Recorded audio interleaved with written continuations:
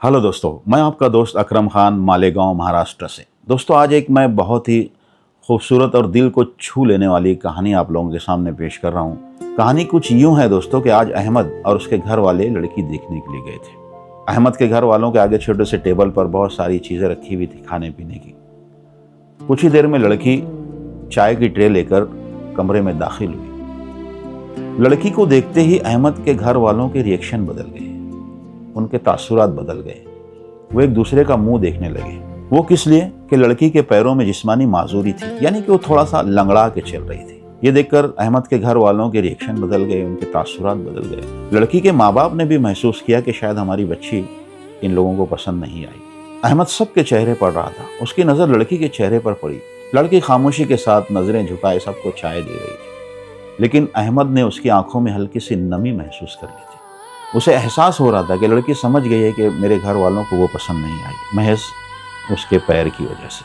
अहमद ने धीरे से सबसे कहा कि आप लोग खाते क्यों नहीं, कुछ चाय क्यों नहीं पीते, लेकिन ऐसा लग रहा था कि सबके हलक में निवाले अटक रहे थे। वो सब उठ के वहाँ से भाग जाना चाहते थे। उसके बाद अहमद ने एक फ़ैसला किया। उसने घर वालों से इजाज़त ली और लड़की से कहा कि प्लीज़ आप मेरे साथ आइए, मुझे आपसे कुछ बात करनी है। अहमद उस लड़की को लेकर घर की टेरिस पे चला गया।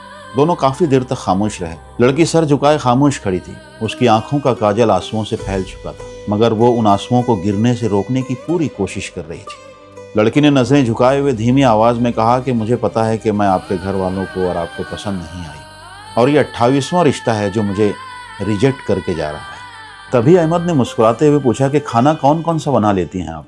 लड़की हैरत से अहमद की तरफ देखने लगी। उसने कहा जी। अहमद ने कहा कि देखो, मैं खाने का बहुत शौकीन हूँ और मुझे खाना खाना बहुत पसंद है, तो मुझे बताइए कि आप कौन कौन सा खाना बना लेती हैं। पहली बार लड़की के चेहरे पर मुस्कुराहट आ गई। उसने कहा कि अल्हम्दुलिल्लाह, मैं हर तरह का खाना बना लेती हूँ, हर तरह की डिशेस बना लेती हूँ। अहमद ने धीरे से उसका नाम पूछा तो उसने अपना नाम नीलोफर बताया। अहमद ने कहा कि माशाअल्लाह, बहुत खूबसूरत नाम है आपका। अभी एक काम कीजिए, अपने आंसू पूछ लीजिए और मेरे साथ नीचे आइए।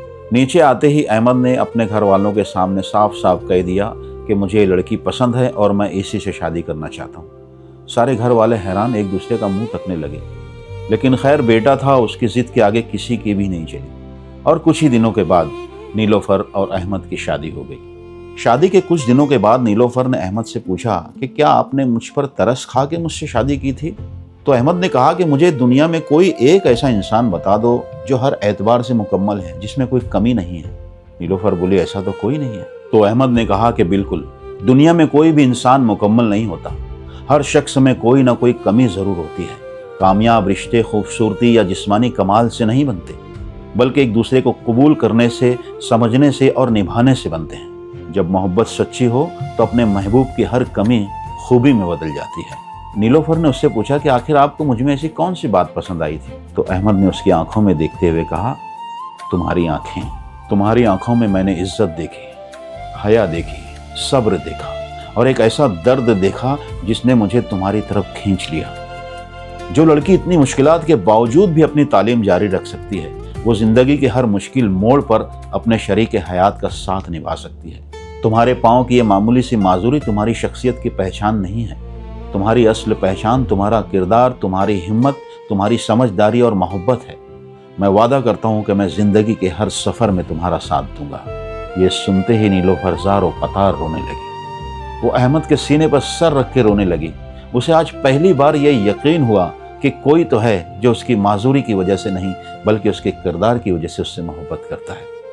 तो दोस्तों, ये कहानी सुनाने का मकसद मेरा सिर्फ इतना था कि आज बहुत सारी बच्चियां, काबिल बच्चियां, बासलाहियत बच्चियां, आज महज मामूली से ऐब की वजह से वो घर बैठी हुई है, उन्हें लोग रिजेक्ट करके चले जाते हैं। तो दोस्तों, मैं सिर्फ ये कहना चाहता हूँ कि हमें समाज में ऐसी बच्चियों का ध्यान रखना चाहिए, उन पर ख़ास तवज्जो दी जानी चाहिए दोस्तों, क्योंकि इंसान की असल खूबसूरती उसके जिस्म में नहीं, उसके किरदार में हुआ करती है। बहुत बहुत शुक्रिया दोस्तों। मुझे उम्मीद है दोस्तों कि ये कहानी, ये वाक़या आप लोगों को ज़रूर पसंद आया होगा, और अगर ये वीडियो, ये कहानी आपको पसंद आई है तो इसे ज़्यादा से ज़्यादा शेयर कीजिए और अच्छी अच्छी कमेंट्स कीजिए और हमारे पेज को ज़रूर फॉलो कीजिए।